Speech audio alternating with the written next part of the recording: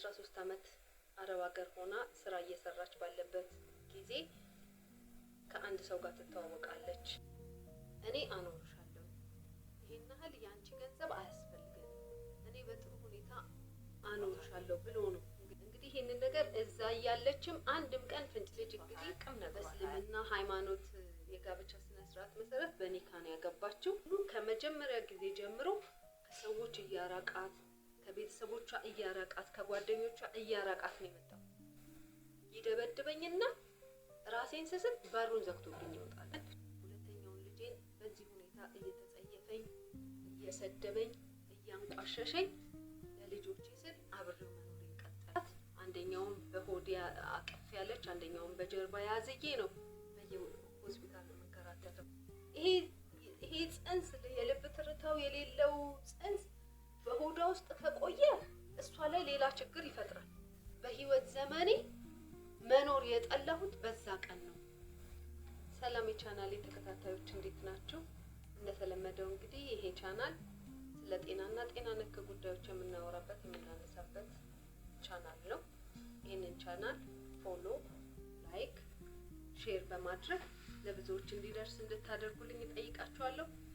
ሰሞኑን በለቀቁት በናርሲስቲክ ህመምተኞች ጉዳይ ብዙ ኮሜንቶችን እየደረሰኝ ይገኛል እና በዛ በሚደርሰኝ ኮሜንት ውስጥ ብዙ ሰዎች በውስጥ ያናገሩኝ እህቶች አሉ።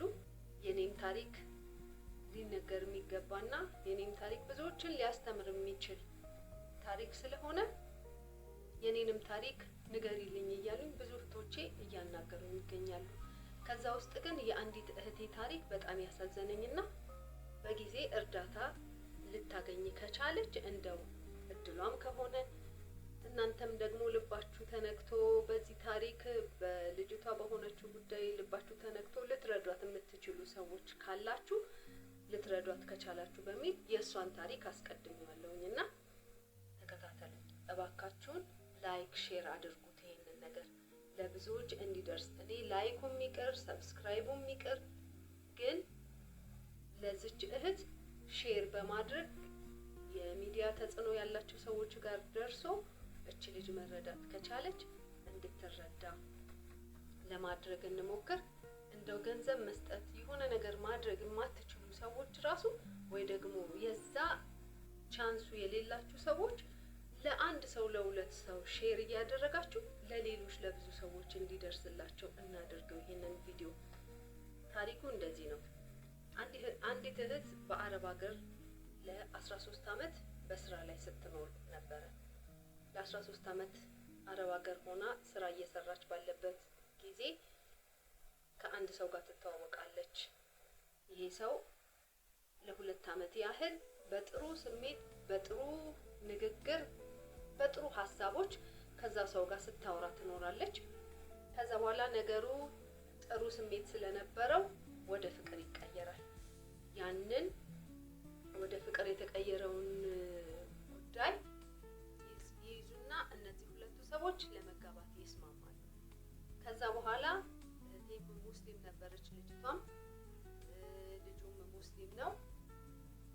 ከተስማሙ በኋላ ለመጋባት ከተስማሙ በኋላ ወደ ሀገሯ እንድትመጣ፣ ከዚህ በላይ መሰቃየት እንደሌለባት፣ ከዚህ በላይ የሰው ሀገር ኑሮ የሰው ሀገር ብርድና ይበቃሻል፣ ወደ ሀገርሽ ተመለሽና ከኔ ጋር አብረን እንኖራለን ይላታል። ወደዚህ እንድትመጣ ሲጋብዛት ምንድነው የሚላት የነበረው? ልጅቷ እንደነገረችኝ እኔ አኖርሻለሁ፣ ይሄን ያህል ያንቺ ገንዘብ አያስፈልግም፣ እኔ በጥሩ ሁኔታ አኖርሻለሁ ብሎ ነው እንግዲህ። ከዛ በኋላ ከጥቂት ጊዜ በኋላ ድጋሚ ሁለተኛ ልጅ ታረግዛለች። ሁለተኛውን ልጅ ስታረግዝ ግን በጣም ኮምፕሊትሊ የዚህ ሰው ባህሪ ይቀየርባታል። ጭራሽ ልጁን የኔ አይደለም፣ ከየት ነው ያመጣሽው፣ ከየት ነው ያረገዝሽው ማለት ይጀምራል። እንግዲህ እቺ እህት ሲያናግራትም ሲያሳምናትም የነበረው ማለት ነው። ልጅቷ ጠልቃ ወደ ውስጥ ወደ ፍቅር ውስጥ እንድትገባም የሚናገራት ንግግር በጣም የትም ቦታ ልታገኘው የማትችለውን የፍቅር ንግግር ነው ሲናገራት የነበረው እና ብዙ ሌላ ሰዎች ብዙ ሲጠይቋት፣ ብዙ ለጋብቻም ሲጠይቋት ከነበሩ ሰዎች ሁሉ እሱን እንድትመርጥ ያደረጋት ሰው የሚያናግራት የፍቅር ስሜት የሚሰጣት የፍቅር ቃላቶች ነው እንድትሸነፍ ያደረጋት፣ ወደዚህ ሰው እንድትመጣ ያደረጋት እና ከዛ በኋላ ወደ ሀገሯ ትመለስና በእስልምና ሃይማኖት መሰረት በሚደረገው የጋብቻ ስነ ስርዓት በኒካ ከዚህ ሰው ጋር ትጋባለች። ነገሩን እኔ እያሳጠርኩ ነው የምነግራችሁ፣ ምክንያቱም በጣም ረጅም ታሪክ ነው፣ ረጅም ነገር ነው የነገረችኝ። እንዳለ ንግግሩን በቮይስ ነው የላከችልኝ። ግን እቺ እህት እንድትታወቅ ስለማትፈልግ፣ ምክንያቱም ለልጆቿም ስለምትሰጋ እንድትታወቅ ስለማትፈልግ በቮይስ የላከችልኝም እኔ በራሴ ድምጽ በራሴ በጽሁፍ አዘጋጅቼው ነው ይህንን ነገር ለእናንተ ለመንገር ያሰብኩት። እናም ወደ ታሪኩ ስመለስላችሁ በዚህ ሁኔታ ነው እንግዲህ ከዚህ ሰው ጋር ለጋብቻ ተስማምታ ወደ ሀገሯ መጥታ ተጋብታ ኑሮ የጀመረችው። ኑሯን በጀመረችበት ሰዓት እንግዲህ ፍቅራቸው ጥሩ ነበረ፣ ትዳራቸው ጥሩ ነበረ፣ ሰላማዊ ነበረ። ግን ደግሞ ስትመጣ እዛ እያለች የነገራትን ገንዘብ የነገራትን ማስተዳደሪያ ገንዘብ እሱ በቂ ነገር አልነበረውም። እናም የእሷን ገንዘብ ነበር ሲጠቀም የነበረው፣ የእሷን ገንዘብ ነበር ለብዙ ነገር የሚጠቀሙት። እሷ 13 ዓመት ሰርታ ይዛ የመጣችውን ገንዘብ ነው እንግዲህ ሲጠቀሙ የነበረው። በዚህ ሁኔታ እያለች ታረግዛለች። ልክ ካረገዘች በኋላ የእሱ ቤተሰቦች ከዚህ በፊት ትዳር እንደነበረው ልጆች እንደነበሩት 2 ልጆች እንዳሉት ይነግሯታል። እንግዲህ ይህንን ነገር እዛ እያለችም አንድም ቀን ፍንጭ ሰጥቷት አያውቅም፣ ነግሯት አያውቅም። ሁለተኛ ነገር እዚህም ከመጣች በኋላ ልጆቹን ለመጠየቅ ወይም ከልጆቹ ጋር ያለው ኮኔክሽን ምንም ነገር የሰማችው ነገር የለምና ቢሆንም ግን ያው ትዳሬ ነው ሰላማዊ ትዳር ከሆነ ያለኝ ከዛችኛዋ ጋር እንግዲህ የማይስማሙበት ነገር ኖሮ ነው የተለያዩት በሚል ኑሮውን ትዳሩን ትቀጥላለች። እሱንም ስትጠይቀው ምንድን ነው የሚላት? ያለፈ ታሪኬ ነው እኮ ምንም የሚያውቀው ያለፈ ታሪኬ ይላትና ተሸፋፍኖ ይሄ ነገር ይታለፋል። ከዛ በዚህ ሁኔታ ይቀጥላሉ። ልክ ይሄኛው ልጅ ሲወለድ ከተወለደ በኋላ ይሄ ልጅ ከተወለደ በኋላ የሱ ባህሪ እየተቀየረ ይመጣል። ከዚህ በፊት የምታውቀውን አይነት ባህሪ አይደለም የሚያሳያት። ቀስ በቀስ ንግግሩ እየተቀየረ፣ ለሷ ያለው አክብሮት እየተቀየረ፣ ለሷ ያለው ፍቅር እየተቀየረ፣ ንግግሩ የፍቅር ቃላቱ እየተቀየረ ይመጣባታል።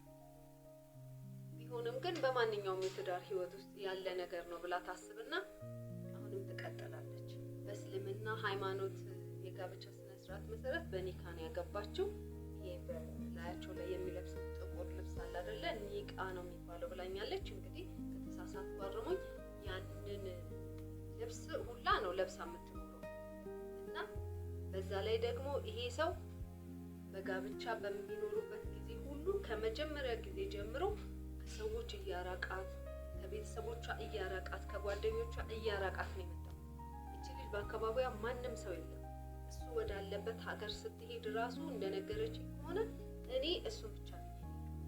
እኔ እዚህም ብሆን ቤተሰቦቼ ደህና ቤተሰቦቼ ነው። ስለዚህ እሱን ብዬ ነው የሄድኩት። ወላሂ እዛ ሀገር ላይ ከሱና ከልጆቼ ውጪ ማንም ሰው የለኝም እና አምኜ የሚሄድኩት በቃ እሱ አለኝ ልጆች ያሉ በቃ ይበቃኛል ብዬ ነበር የሄድኩት። ከዛ በኋላ ግን በዚህ ሁኔታ ላይ እያለን ልጄን በዚህ ሁኔታ እየተጸየፈኝ፣ እየሰደበኝ፣ እያንቋሸሸኝ ልጆቼ ስል አብሬው ቀጠለ። ሁለተኛው ልጅ በፍጹም የኔ ልጅ አይደለም። ከዛ በኋላ ግን ሁለተኛውን ልጅ በተወለደ ጊዜ አንድ ነገር ታስተውላለች።